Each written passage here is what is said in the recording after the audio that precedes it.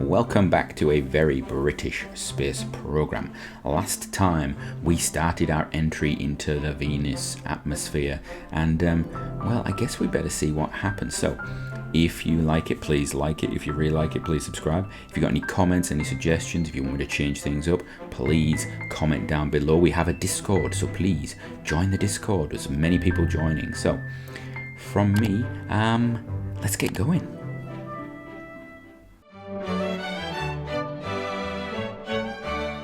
Right, so we have completed multiple passes of the atmosphere. We've slowed down quite a bit, and you can see the craft, the emissary lander, or emissary lander 2, is now actually still spinning as it comes into the atmosphere, and this is actually really good for us. We were concerned that firstly this thing would be unstable as it started to enter the atmosphere. We'd get a differential across the surface and it would start to tumble like the previous one had. The spinning seems to have actually fixed that a little bit. It's actually, if anything, helped it to self sort of right as it hits the atmosphere. What we are getting from the data is that the lander is reasonably stable if it interfaces the atmosphere at the right angle, at the right pitch. If that pitch is even slightly too high, we think it's gonna basically reorientate itself into a different orientation. It's gonna basically flip the other way around. In part, we believe that's the reason we actually lost the first lander. The other part is that data coming back does show quite clearly that the heat shield is really not effective right now. The heat is basically circumventing it. It's actually building up in the body of the craft. We're getting a lot of heat build up in the body of the craft. Now, luckily, obviously, being a Venus craft, we know that Venus is very warm, so it's been designed to cope with that heat. But yeah, the heat shield is of minimal use right now. So here we are, we're just coming in for another interface with the atmosphere, and we think this one might be it. If you can actually look in the top left hand corner there, you will see that our periaps is actually dropping, our apoaps is dropping sub sort of space level.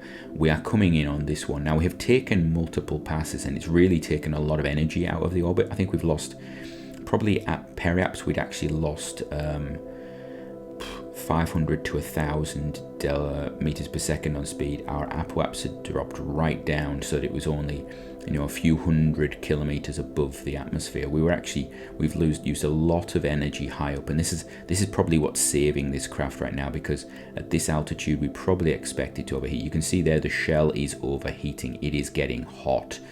It is getting hot, but we could get rid of it. We could get rid of the shell right now, but we're actually going to use it as a sacrificial. We're going to use it like an ablative shell. If it burns up, that's fine. It's going to take that. Hopefully, it will take that heat with it.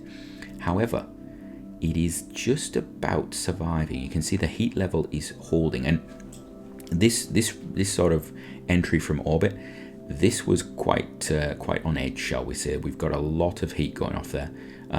The heat shield looks as though it's glowing. It's not actually doing anything, unfortunately. We're not getting a lot of ablation going on. What we're getting is a lot of heat just dissipating, luckily, through the rest of the craft. We've actually managed to absorb a lot of that heat. We've come in really nicely, actually. If this atmosphere was even a little bit thinner and we'd slowed down a little bit slower and we'd had more time for heat build-up, we might have had a different result. If the atmosphere was thicker and we'd slowed down quicker, we might have had a less luck.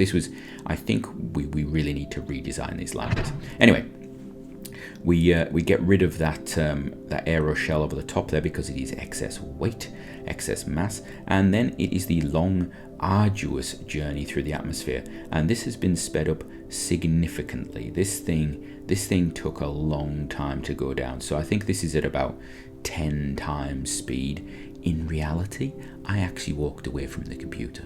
I had the recording on and I walked away because this took an age. If you go to Venus, the atmosphere is so thick, it takes so long. We could have actually had the heat shield designed to uncouple, and which would have actually lightened the craft. We decided not to actually do that because that weight is actually reasonably helpful to get us through the atmosphere, because it is so thick. So yeah, you see we're just spinning down. Now we've retained our spin, which is quite interesting, given the fins on the radio isothermal generator thingy, RTG, because the fins on the RTG, you'd actually expect it to stop spinning, but it seems to have kept spinning for some reason. It's maintained its spin, so we're not entirely sure what's going on. We do go through a lot of interesting atmospheric layers on Venus though, which we've not seen before. We've not been this low in Venus before. Obviously the previous attempt basically burned up by this point. So we're coming through this cloud layer. You can still see the sun there in the distance. It's taking on an odd hue as we come through, and we're through the upper clouds there. The light is quite dappled, it's quite changed. There's obviously a lot of interesting things in the atmosphere. This craft does have equipment on board to allow it to do some sampling as it's going through the atmosphere, so we'll have to wait for it to actually give us that data. Interestingly, of course, we couldn't watch this live because our communication system for this is now around the other side of the planet. We have a couple of satellites around Venus right now. Only the orbiter from Emissary is really suitable for relaying these signals. We could use the other Hesperus 4 that's around. It has some short range antenna on it, so it may get signal at certain times. That's the backup. If we'd have lost the orbiter, we would have been getting a very slow data trickle back through that craft, after having repositioned it, because it is not designed to actually follow this around its path around the planet. So this bit is actually sped up immensely. We were falling at a very slow rate, and this whole section here was actually a case of going away, getting something to eat, getting something to drink, coming back and finding the craft, because yeah, there you go, that's our parachute. That parachute is a Kevlar parachute designed for Venus, and you can see it is tiny. Now as we get lower down in the atmosphere, yeah, we started to get some heating up. I've actually cut out the landing bit because it took so long. Even sped up, it was so long. But we landed down. You can see that actually the parachutes and some of the equipment are actually they're actually hot. The environment is actually heating them up. In reality, the radioisothermal generator RTG would at some point, I'm going to say that right, would not actually have produced much in the way of power because of the temperature differential. It works on temperature differential. You can actually see the parachute is actually, still warm. It's still dangerously warm, and it is a case of now we're just going to get our science on. A lot of the Venus landers that we looked at planning to send, we were actually looking at battery packs on there, but we decided we wanted something that would actually, now we are taking our first soil sample or whatever it is that's in there. We're of course not going to be able to return this sample. We're going to take it, we're going to do some analysis on the craft, but it's not going to give us as much science as it could, because we're just going to basically look at it. We're going to see what's there, going to do some simple chemical reactions with it. On board we have a lot of spectroscopy equipment, we have a lot of cameras and all sorts of things like that. So we're actually going to be attempting to get as much information from Venus as possible. What we have learned is the pressure is very high and the temperature is very high. This sort of matched what we got from our orbiter data, but it is, to describe it from a point of view of a layman, it's like hell on Earth. But it's not on Earth, obviously. So at this point we decide, yeah, this is probably unlikely to be suitable for humans. What we do learn is that we need to be aware of thermal control. Thermal control is going to be a problem for us. So the 10th of November 1964, with the Emissary lander now on the surface of Venus, its orbital component is going to move into its relay role, and this requires moving its inclination around a bit. Now, we did consider polar orbits, and we looked at fuel requirements and what we could get from it, because polar orbit would allow us to act as a relay for part of the time, but also to act as basically science in a polar orbit, which would allow us to cover the whole planet, which is something we do want to do. However, we do have the other Hesperus 4 craft in orbit, so so we're going to actually modify its orbit into an equatorial plane. So the first thing we do is we're gonna fire anti-normal to bring us into a low inclination orbit. We are reasonably low inclination at the moment, but while we're in a nice high orbit, we're going to just pull that down a little bit. The aim being that we want to actually put this craft, and there we go, firing our row engine. So that's our third fire of that, or second fire of that. We get this down.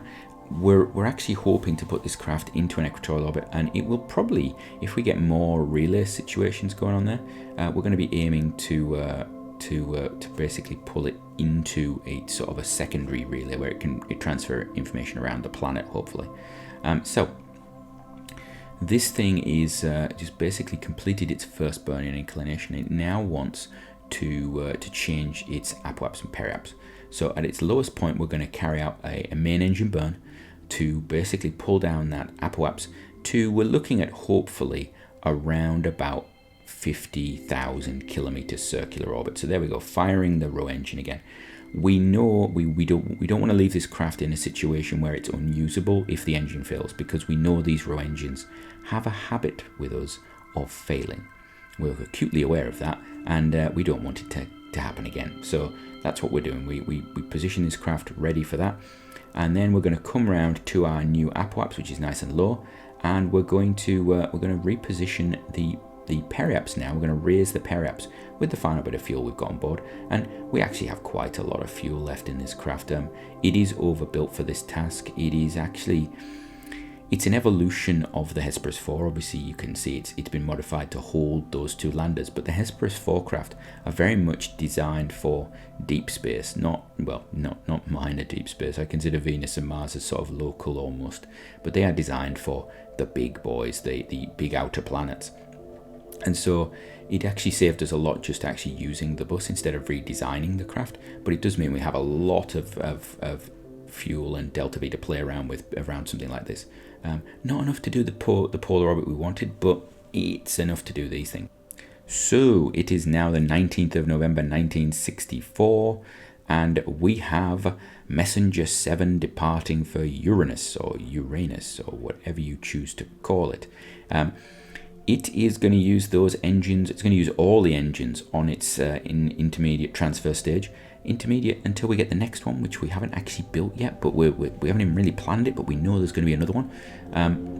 It's going to use all the fuel from that engine, all the fuel from those tanks to really start it on this push. Again, it is a large outer planet sort of body, and so it needs a lot of energy to get out there.